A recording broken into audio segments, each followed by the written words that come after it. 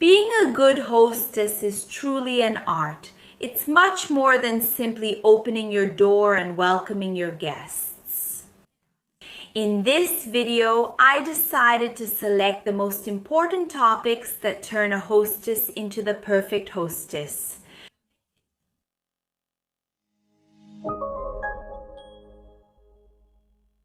Hi, how are you? I'm Juliana Santiago. Welcome to the Etiquette and Protocol channel. I'm an etiquette consultant and co-founder of the Institute of Etiquette and Protocol. And today I'm going to share with you some practices that will help you become an unforgettable hostess for your guests. We tend to think that hosting at home is something very simple. And in fact, you just invite people over to your house, serve some food, and entertain them. But there are some factors that make your gatherings become memorable for your guests. You enter that scale of the perfect hostess, and these are details that may even seem simple. But if we can adjust the process of hosting at home, it becomes much more enjoyable for your guest and also for you. Because many people, and I don't know if that's your case too, some people feel a bit lazy about hosting at home because they think it's too much work. But let me tell you, as someone who loves hosting at home and has also trained many people who enjoy it, you need to have a process and pay attention to some details that I'm going to show you today. And if you adjust all of these, the whole process of hosting at home will become much simpler for you. And then your hosting will become perfect and you will be an unforgettable hostess. First point, planning is everything, right? If you want to welcome your guests well, you need to get organized. So it's a good idea to have a guest list, including the people who will be present as well. You need to have a suitable place for this number of people, and you need to get organized when it comes to preparation.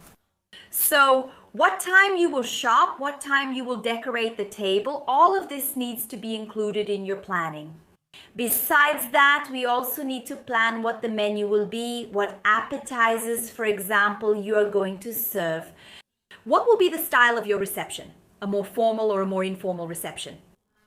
All this planning for your reception, even before inviting people, will help you a lot to create a more effective reception. You'll be able to organize everything in a simpler way because each day you already know what needs to be done. So you won't accumulate too many tasks, and your guest will also feel that you prepared every detail, you know? When we go to someone's house and we notice that the person took care of the decorations, set the table, and put a nice scent in the bathroom, she was only able to do all of this because she managed to plan better and organize the gathering more calmly. And calmness and planning go hand in hand and will really help you in this regard. The second point is the details. Hosting at home, as I mentioned to you, is something very simple. You can prepare a meal for your guests, have a barbecue, and that's all you need. But there's a difference between being a hostess who just welcomes people and being a hostess who truly welcomes herself as well. Paying attention to the details. So what are the details you can focus on to really surprise your guests?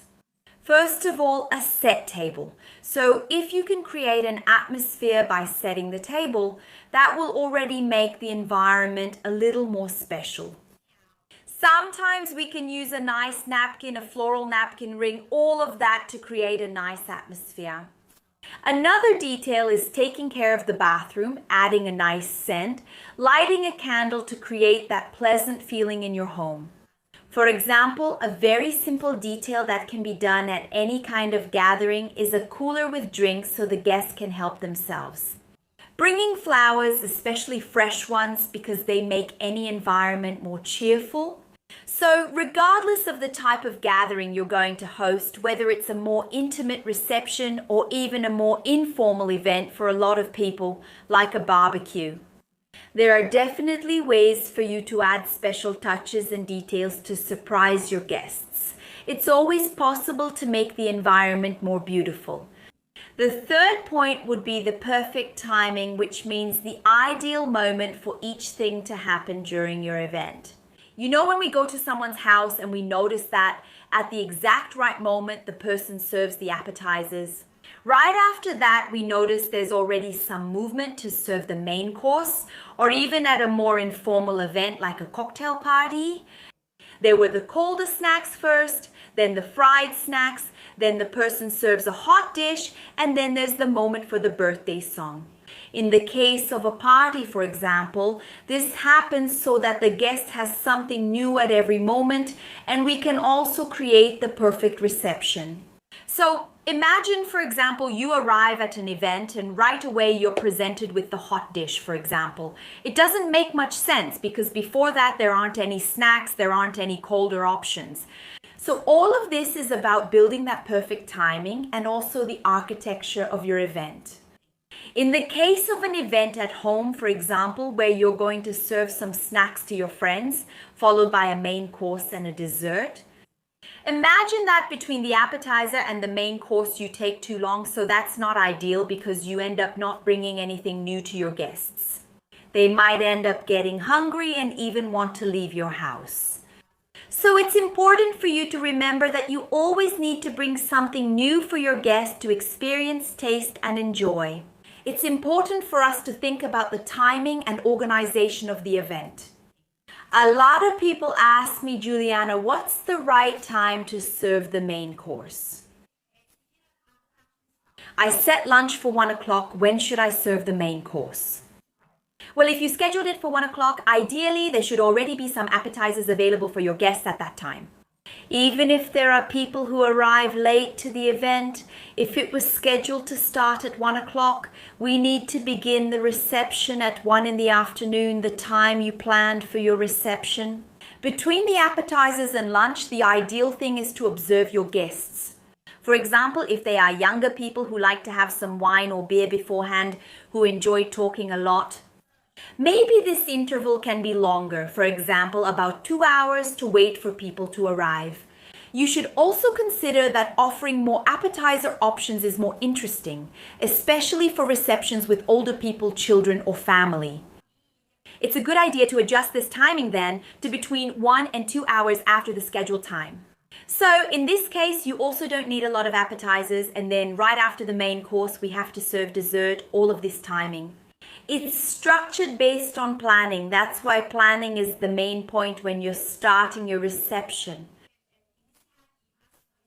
To be a perfect hostess and follower, just like this video, right?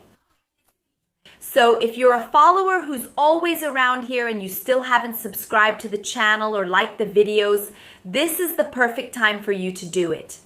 So subscribe to the channel, like this video, share this content, and of course follow me on social media to keep up. There's so much more to come. Speaking about how you can make your reception unforgettable, creating a cozy atmosphere will also make all the difference. How will you do that? Lighting is interesting. For example, here in my living room, I have several indirect lights with crown molding. You know, those lights that come out from behind the furniture. When I have guests over, I make a point of leaving that lighting on because it creates a much more pleasant atmosphere, much more beautiful, much more eye-catching. It also showcases my home's decor better and gives it a cozier feel. Another thing is to leave pillows for your guests so they can use them. Sometimes you might not be used to using pillows, but people like to put them behind their backs. To make it even more comfortable, you can also use home spray or candles. All of this will make your home's atmosphere cozier. And of course, right? We can't forget to mention that for you to be the perfect hostess, you need to be present and smiling. You need to be happy. There's nothing worse than going to someone's house and realizing that the person isn't interested in experiencing that moment. It seems like they're only hosting out of obligation, you know? When you go to someone's house and the person has a serious face and then you ask what happened, she says, oh, nothing happened, no. So don't be that person, you know? If you decided to open the doors of your house, if you decided to be with other people and do something for someone, whether it's for 1, 2, or a huge group, you need to be well, you need to be happy, be present in that moment, right? Treat people well and enjoy that moment you prepared with so much care. And if it happens that you have a personal problem, maybe you had an issue at work or you just didn't have a good day, many times it's even better to cancel your gathering than to keep it just for the sake of it. So you noticed you're not feeling well. It wasn't a good day. Maybe something happened at work that really got you down. Or maybe you had an issue at home. But people also cancel and reschedule for another day, and that's totally fine. It's better than hosting in a bad mood, right? Not being present, experiencing and enjoying that moment. Especially if you want to get better at the art of hosting at home. I have a very special invitation for you because I'm going to offer you a free class about hosting at home. I'll also talk about several other practices on how to be a successful hostess and create memorable gatherings.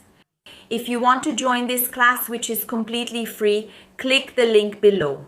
You will be directed to a WhatsApp group and will receive all the information there, including the link to watch the class and everything you need to know so you don't miss this class, which is 100% free. I will be very happy to have you in my class. Another point is also understanding how to close your receptions. I know that here in Brazil, people are used to staying a little longer and being more present at receptions. I don't know how your guests are, but for example, it's very common for me to throw parties and events and people stay a little longer. And personally, I really like that. I'm a hostess who likes to entertain. I enjoy talking with my guests until late. I like to enjoy this moment. So it's interesting that if you, like me, have this habit of hosting bigger gatherings, we need to think about what will happen at the end. Wouldn't it be nice after serving dessert and after a while to offer something to your guests? How are you going to prepare the amount of drinks, non-alcoholic beverages, maybe some sparkling water you want to serve or juice? Everything needs to be part of your reception, especially if you've planned the timing of your event very well. Ending the reception will be easier for you and help prevent discomfort. And you'll be able to end the reception the way you want and at the time you wish. And actually, wrapping up the reception can lead you to make a lot of blunders, you know? When it comes to hosting at home, I've already made a video here talking about terrible mistakes when hosting at home. So I think it's interesting for you to watch that video, especially since you don't want to make mistakes. Remember that we will also have a class about hosting at home, and I'm counting on your presence and participation in this free, totally online and easy class.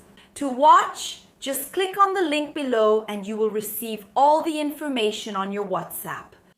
I'll stop here for now. Thank you so much and see you in the next video.